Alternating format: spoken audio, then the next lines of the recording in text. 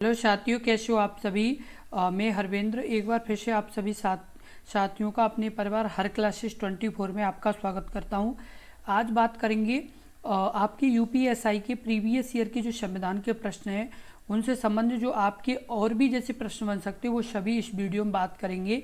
और यदि आपने पिछली वीडियो नहीं देखी है तो इस वीडियो के डिस्क्रिप्शन में प्लेलिस्ट का लिंक दिया गया है, तो इस वीडियो को भी आप ज़रूर देख लें। अब जैसे बात कर लेते हैं, पहला प्रश्न, पुलिस बलों के कर्मियों के मौलिक अधिकारों को प्रतिबंधित करने वाला कानून को बनाने का अधिकार किसके पास है। ऑप्शन ए केवल राज्य विधानमंडल, ऑप्शन बी केवल भारत की संसद, या ऑप्शन सी और राज्य विधानमंडल दोनों, या ऑप्शन डी आपके राज्य और राज्यपाल। इस प्रश्न का उत्तर बताएं। इस प्रश्न का उत्तर क्या होगा? तो इस प्रश्न का जो आपका उत्तर सही होगा वो आपका सी होगा ऑप्शन बी, केवल भारत की संसद। भारत की संसद पुलिस बलों के कर्मियों के मौलिक अधिकारों को प्रतिबंधित करने वाले कानून बनाने का अधिकार पास यानी किसके पास है? तो केवल भारत की संसद के पास है। और आपको बता दें कि संसद यानी अपनी जो संसद है भारत की वो कितनी है? द्विसदनीय है। कितनी है? द्विसदनीय है। एक है लोकसभा और एक है आपका राज्यसभा। क्या है? राज्यसभा। ये यानी दो सदन हैं। लोकसभा के व्यक्तियों का जो कार्यकाल होता है वो 5 वर्ष होता है। राज्यसभा के सदस्यों का जो कार्यकाल होता है वो आपका 6 वर्ष होता है। कितना होता है? 6 वर्ष। इनका 5 वर्ष। तो ये आपके जो महत्वपूर्ण प्रश्न बन सकते हैं वो आपको बता रहे हैं। साथ के साथ आपको ये भी बता दें कि जो लोकसभा के सदस्य के लिए न्यूनतम आयु वो 25 वर्ष है और राज्यसभा के लिए 30 वर्ष है। ये भी आपके लिए यानी जरूर प्रश्न है। यदि आपसे ये पूछ लिया जाए कि यदि कोई व्यक्ति लोकसभा का चुनाव लड़ते हैं तो उन्हें मतलब कितनी आयु होनी चाहिए, तो 25 वर्ष होनी चाहिए। अगला प्रश्न है प्रश्न नंबर 2। राष्ट्रपति एक अध्यादेश जारी कर सकता है जब उसे समाधान हो जाता है कि तत्काल कार्रवाई किया जाना आवश्यक है। ऑप्शन ए किंतु संसद केवल एक सदन सत्र में हो, या ऑप्शन बी आपका सदन के दोनों सदन सत्र में हो, या ऑप्शन सी कोई भी सदन सत्र में नहीं हो, या ऑप्शन डी उपयुक्त में से या तो ए और सी उल्लिखित परिस्थितियां हों। का जो उत्तर सही होगा वो आपका सही होगा ऑप्शन सी, कोई भी सदन सत्र में नहीं हो।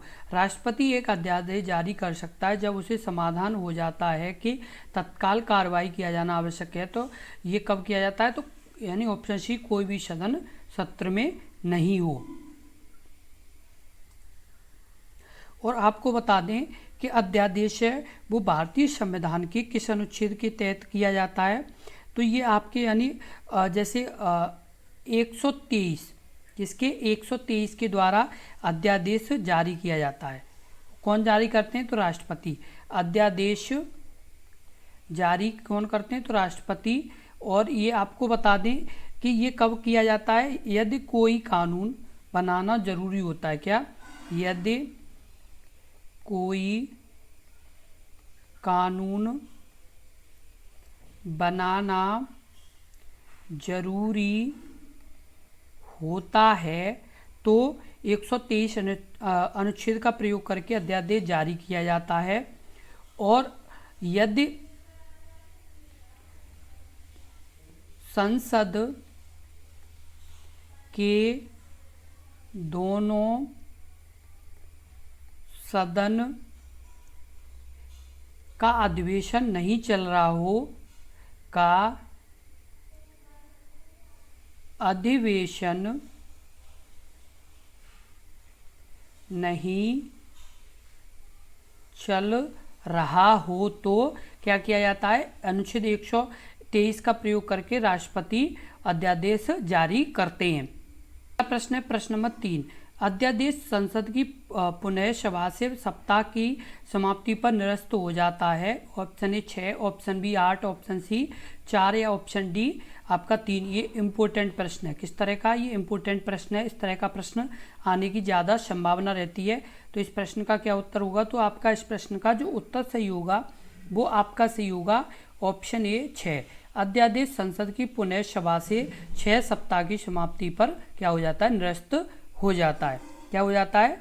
6 सप्ताह की समाप्ति पर ये निरस्त यानी स्वयं ही ये क्या होगा, निरस्त हो जाएगा। और आपको पता ही होगा कि जो ये अध्यादेश है ये 123 अनुच्छेद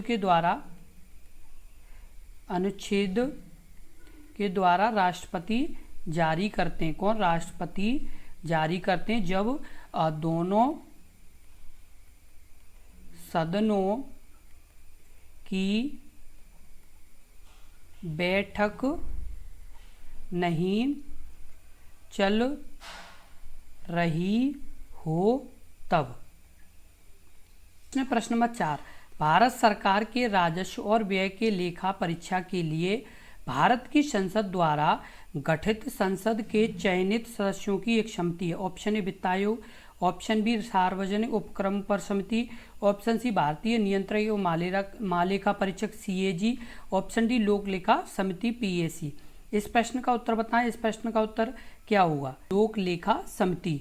भारत यानी लोक लेखा समिति भारत के राजस्व और व्यय के लेखा परीक्षा के लिए भारत की संसद द्वारा गठित संसद के चयनित सदस्यों की क्या एक समिति है। क्या है? एक समिति है। और आपको बता दें कि ये जो समिति है यानी आपकी लोक लेखा समिति, क्या? लोक लेखा समिति।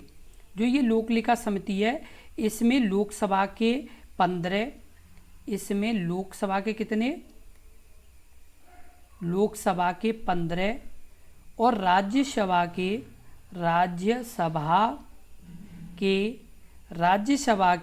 7 सदस्य समेत कुल 22 सदस्य होते हैं। कितने होते हैं? 22 सदस्य होते हैं। और इनका जो काम होता है वो ये होता है, लोक व्यय के दुरुपयोग एवं अनियमितताओं को सदन के समक्ष उजागर करती है। ये क्या करती है? लोक व्यय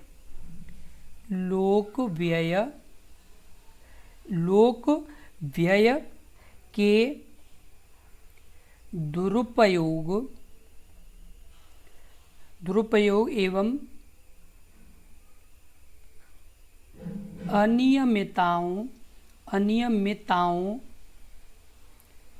अनियमितताओं को सदन के समक्ष उजागर करती है। अनियमितताओं को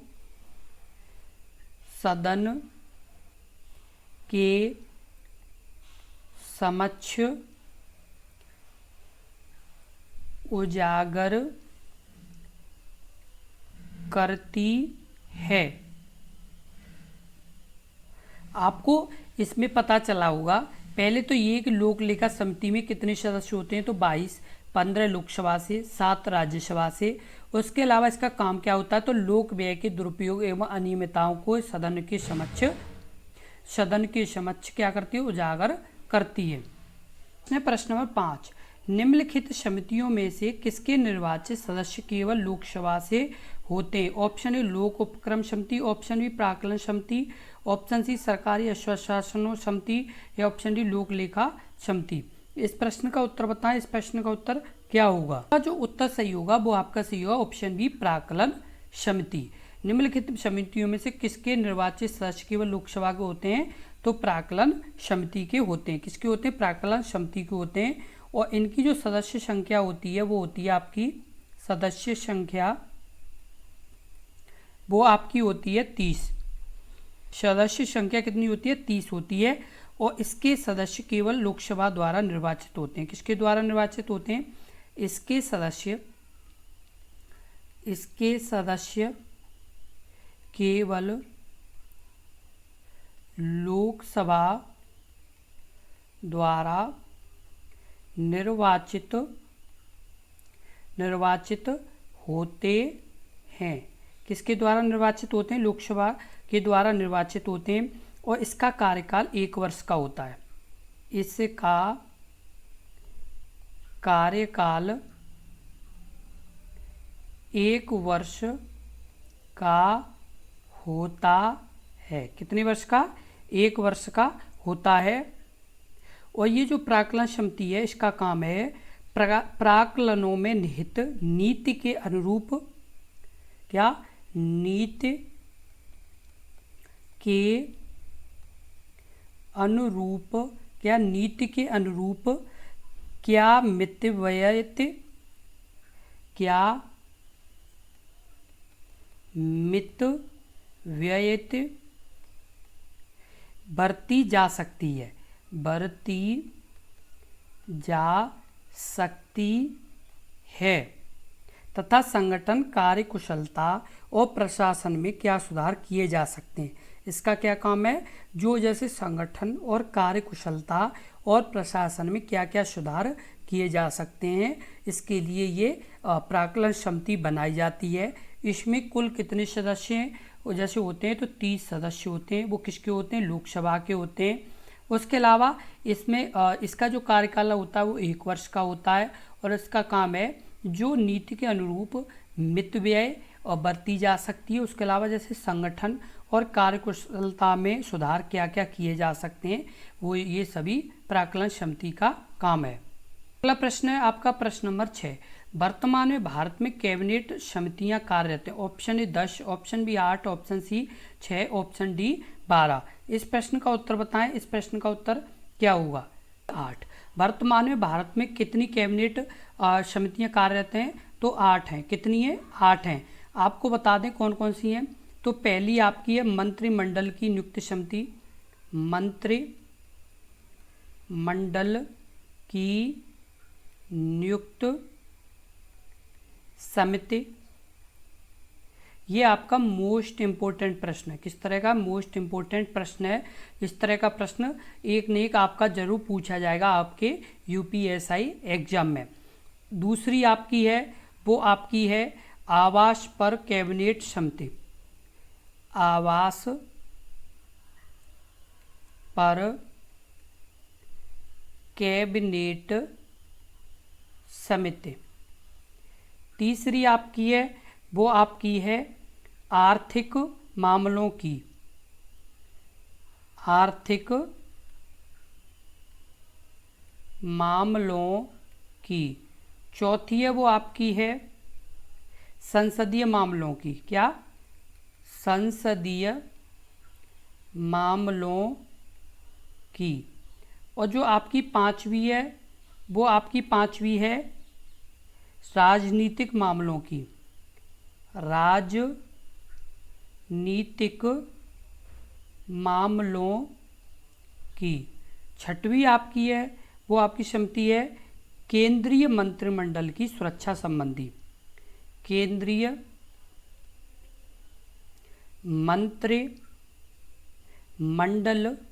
मंत्रिमंडल की सुरक्षा समिति। उसके अलावा सातवीं है, वो आपकी है निवेश और विकास पर, निवेश और विकास पर। और आठवीं है, वो आपकी है रोजगार और कौशल विकास, रोजगार व कौशल विकास। तो ये आपकी कितनी हो गई, 8 कुल आपकी समिति हैं। पहली समिति आपकी मंत्रिमंडल की नियुक्ति समिति, दूसरी है आवास पर कैबिनेट समिति, तीसरी आर्थिक मामलों की, चौथी है संसदीय मामलों की, पांचवी राजनीतिक मामलों की, छठवीं है केंद्रीय मंत्रिमंडल की सुरक्षा, और सातवीं है निवेश और विकास पर, और आठवीं है वो आपकी रोजगार व कौशल विकास पर। तो ये कुल कितनी समिति हैं, तो 8 समिति हैं। यदि आपसे इसमें से कोई भी प्रश्न बनता है तो आप बहुत ही आसानी से इस प्रश्न का उत्तर दे पाएंगे। और एक चीज़ का ध्यान रखें, जब भी आप वीडियो देखेंगे तो आप अपनी एक कॉपी और एक पेन साथ लेके बैठे, क्योंकि यदि इस तरह के जो आपको प्रश्न बताए जाते हैं जिनके उत्तर, तो आसानी से आप लिखते जाएं, बाद में भी आप रिवीजन कर पाएंगे।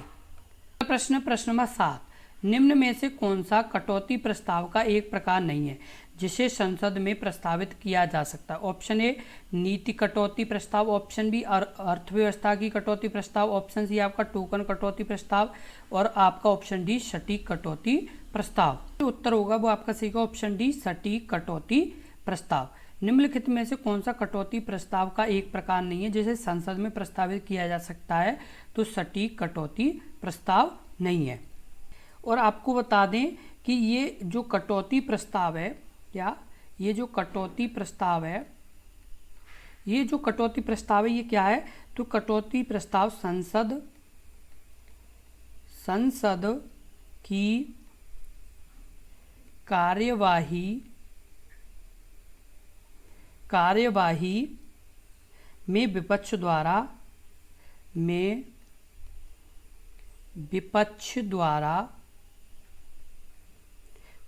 द्वारा अपनी अस्वीकृति दर्शाना है। क्या है, अपनी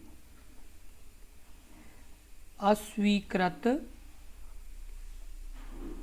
दर्शाना है। अगला प्रश्न है प्रश्न नंबर 8।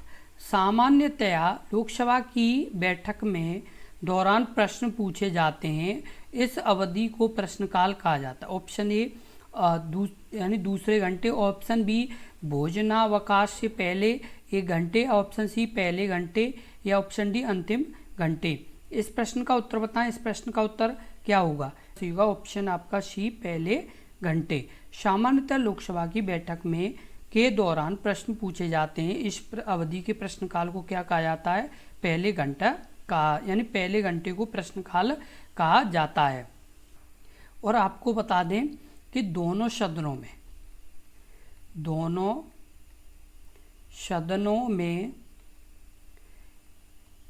पहले घंटे को प्रश्नकाल कहा जाता है। प्रश्न है प्रश्न नंबर 9।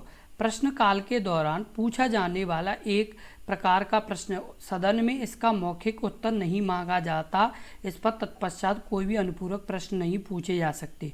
ऑप्शन ए अल्प सूचना प्रश्न, ऑप्शन बी तारांकित प्रश्न, या ऑप्शन सी तारांकित प्रश्न, या ऑप्शन डी गैर सरकारी सदस्य को संबोधित प्रश्न। इस प्रश्न का उत्तर बताएं। इस प्रश्न का उत्तर क्या होगा, बी अतारांकित प्रश्न।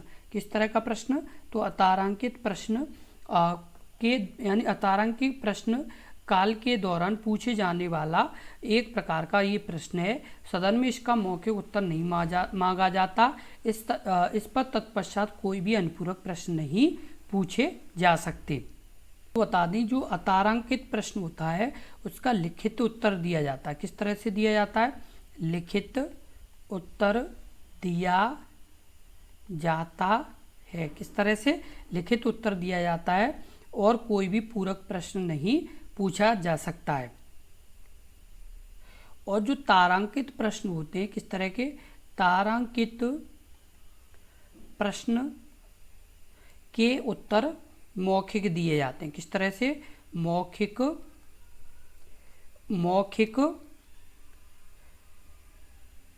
उत्तर की आवश्यकता होती है। किस तरह के उत्तर की, तो मौखिक उत्तर दिए जाते हैं, किसमें, तारांकित प्रश्न में।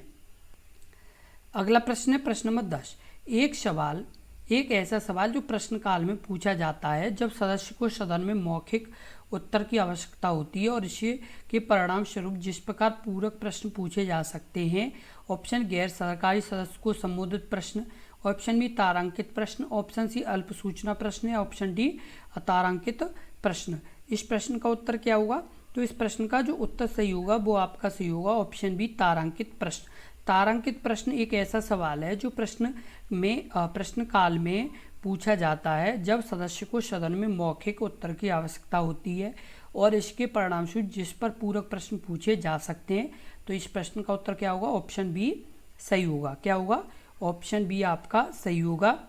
जो तारांकित प्रश्न है ये प्रश्नकाल में पूछा जाता है। कब, प्रश्न काल में पूछा जाता है। कब पूछा जाता है, ये प्रश्न काल में ये प्रश्न पूछा जाता है। और ये जो तारांकित प्रश्न का ये लाभ होता है कि इन प्रश्नों के दिए जा रहे उत्तर में यदि किसी स्थान पर स्पष्टता नहीं दिखाई दे रही हो तो प्रश्नकर्ता पूरक प्रश्न पूछ सकते हैं। क्या पूछ सकते हैं, यदि जैसे जो प्रश्न कर रहे हैं और उन्हें यदि ये स्पष्ट नहीं हो रहा कि इन्होंने मतलब जैसे क्या जैसे बताया है अच्छे से नहीं समझ पाए, तो उसके लिए क्या करेंगे कि वो पूरक प्रश्न पूछ सकते हैं। क्या पूछ सकते हैं? पूरक प्रश्न पूछ सकते हैं। इसी तरह के बहुत ही महत्वपूर्ण प्रश्नों की लगातार वीडियो देखने के लिए अपने इस YouTube चैनल हर क्लासेस 24 को जरूर सब्सक्राइब कर लें, क्योंकि यदि आप सब्सक्राइब कर लेंगे तो आपको इसी तरह के महत्वपूर्ण प्रश्नों की लगातार वीडियो मिलती रहेगी। और साथ के साथ आपको बता दें कि UPSI से संबंधित कोई भी अपडेट होगी तो आपको अपने इस YouTube चैनल पर सबसे पहले मिलेगी, तो इसलिए ज़रूर सब्सक्राइब कर लें और इस वीडियो को ज़्यादा से ज़्यादा शेयर ज़रूर करें, क्योंकि यदि आप शेयर करेंगे तो और भी अभ्यर्थी अपने इस YouTube चैनल पर जुड़ेंगे, जिससे क्या है कि आपका एक कंपटीशन अच्छे से हो पाएगा। और पहले से यहाँ पर बहुत से अभ्यर्थी हैं और लगातार जुड़ रहे हैं। आप भी जुड़िए और अच्छे से मेहनत करिए, हम आपके साथ हैं। हमारा यही वादा है, यही आपके लिए हम विश्वास दे सकते हैं कि जब तक आपके यानी कंधों पर 2-2 स्टार नहीं आ जाएंगे तब तक हम दिन और रात मेहनत करते रहेंगे।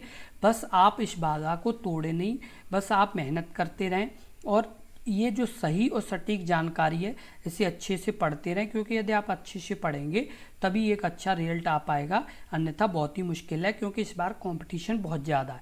इस बार क्या है कि 4500 के आसपास आपकी वैकेंसी है।